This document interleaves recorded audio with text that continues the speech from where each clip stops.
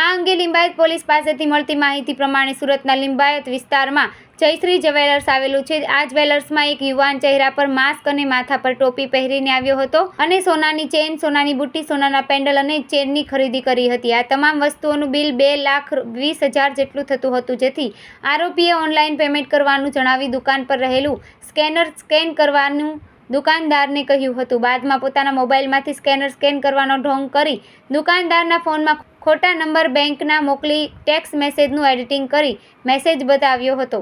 દુકાનદારને પણ તે સમયે પૈસા આવી ગયાનું લાગ્યું હતું. બાદમાં તપાસ કરતાં કોઈ પેમેન્ટ ન આવ્યું હોવાનું સામે આવ્યું હતું, જેથી પોતાની સાથે ઠગાઈ થઈ હોવાનું દુકાનદારને લાગતા તેમણે લિંબાયત પોલીસ મથકમાં ફરિયાદ નોંધાવી હતી. જે ફરિયાદ આધારે લિંબાયત પોલીસે અલગ અલગ ટીમો બનાવી તપાસ હાથ ધરી હતી. આ દરમિયાન બાતમીના આધારે દેવલ ઉર્ફે ડેવિડ જીતેન્દ્રભાઈ શિંદેને ઝડપી પાડી કાયદેસરની કાર્યવાહી હાથ ધરી છે.